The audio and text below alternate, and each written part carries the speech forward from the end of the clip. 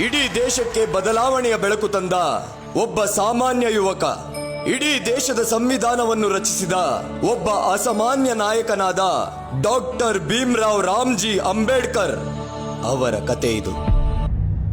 ಯಾಕೆ ಹೀಗ್ ಕೂತಿದ್ಯಾ ಭೀಮಾ? ಶಾಲೆಗೆ ಹೋಗಕ್ಕೆ ನನ್ಗೂ ಇಷ್ಟ, ಆದ್ರೆ ನನ್ನ ಶಾಲೆ ಒಳಗ್ ಬಿಡಲ್ಲ. ನೋಡು ಭೀಮಾ, ಹೋರಾಟ ಮಾಡಿ ಓದಬೇಕು, ಇಲ್ಲ ಅಂದ್ರೆ ಜನ ಹೇಡಿ ಅಂತಾರೆ. ಛಲ ಅನ್ನೋ ಮೆಟ್ಲನ್ನ ಹತ್ತಿ ಸಾಧಿಸಬೇಕು. ಓದು ಅನ್ನೋ ಹೋರಾಟದಲ್ಲಿ ನೀನು ಆ ನಿಷ್ಕಲ್ಮಶ ನೀಲಿ ಆಕಾಶನ ಮುಟ್ಟಬೇಕು. ನಾನು ಸಾಧಿಸ್ತೀನಿ. ನಾನು ದೇಶಕ್ಕೆ ಮಾದರಿ ಆಗ್ತೀನಿ. ಶಾಲೆ ಒಳಗಡೆ ಹೋಗ್ತಾ ಇದ್ದಾನೆ, ಶಾಲೆಯಿಂದ ಹೊರಗೆ ಹಾಕಿ ಅವ್ನಿಗೆ.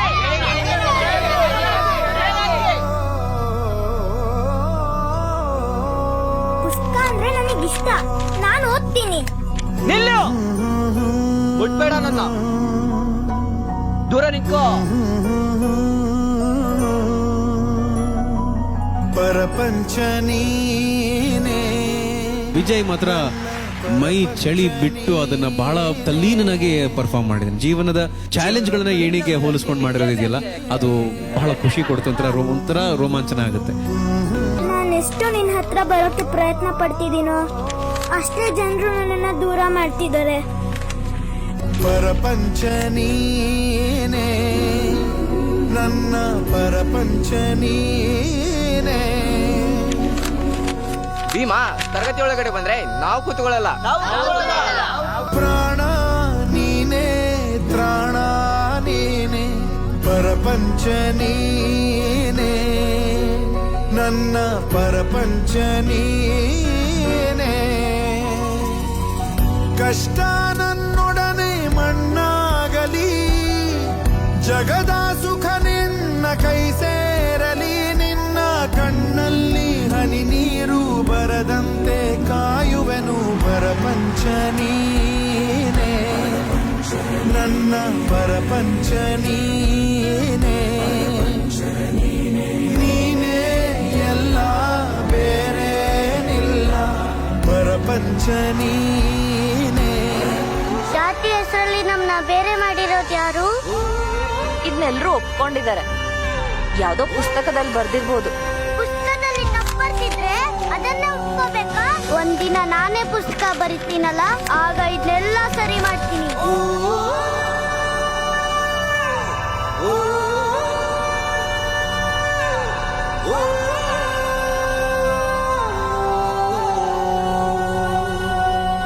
ಭೀಮಾ, ಮುಂದಿಟ್ಟ ಹೆಜ್ಜೆನ ಯಾವತ್ತೂ ಹಿಂದಕ್ಕಿಡಬೇಡ.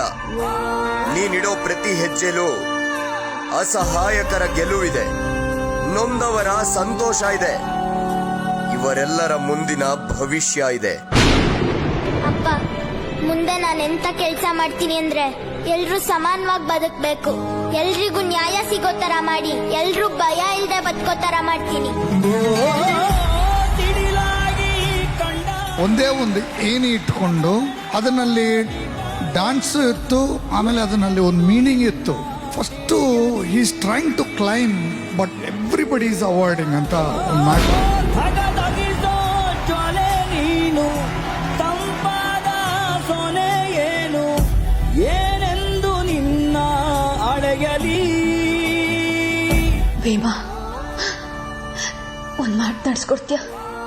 ನೀನು ಹೋರಾಡ್ಬೇಕು, ಯಾರು ಇಲ್ದೇ ಇರೋರ್ಗೋಸ್ಕರ ಹೋರಾಡ್ಬೇಕು.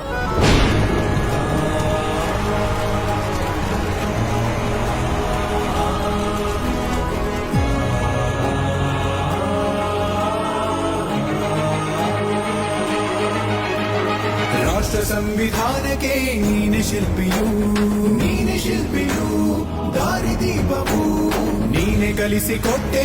ಸಮಾನತೆಯನು, ಸಮಾನತೆಯನು, ಏಕತೆಯನು. ರಾಷ್ಟ್ರ ಸಂವಿಧಾನಕ್ಕೆ ನೀನೆ ಶಿಲ್ಪಿಯು, ನೀನೆ ಕಲಿಸಿಕೊಟ್ಟೆ. ಸಮಾನತೆಯನು ನಿನ್ನ ಲೇಖನಿಯ ಬರಹ ದೇಶ ಖರ್ಚನೆ. ಒಂದು ಒಂದು ಮಾತು ಕೂಡ ಭೀಮ ಗರ್ಜನೆ. ನಾಯಕ ನೀನು ಭೀಮರ, ಮಹಾನಾಯಕ ನೀನು ಭೀಮರ, ನಾಯಕ ನೀನು ಭೀಮರ, ಮಹಾನಾಯಕ ನೀನು. ಟುವರ್ಡ್ಸ್ ದ ಎಂಡ್ ಅವರು ಪ್ರೂವ್ ಮಾಡಿಬಿಟ್ಟು ಆಮೇಲೆ ಈ ಸ್ಟ್ಯಾಂಡ್ಸ್ ಲೈಕ್ ಅ ಹೀರೋ ಅಂತ ಒಂದು ಪೊಸಿಷನ್ ಇತ್ತಲ್ಲ, ಅಮೇಝಿಂಗ್. ಏಣಿನಲ್ಲಿ ಲಾಸ್ಟಲ್ಲಿ ಬಾಬಾ ಸಾಹೇಬ್ ಅಂಬೇಡ್ಕರ್ ಅವರು ಒಂದೊಂದು ಸ್ಟೆಪ್ ಹತ್ತಬೇಕಾದ್ರೆ ಈ ಕಡೆ ಒಬ್ಬೊಬ್ಬರು ನಿಲ್ತಾನೆ, ಕೊನೆಗೆ ಎಲ್ಲರೂ ನಿಂತಿರ್ತಾರೆ. Hats off to you.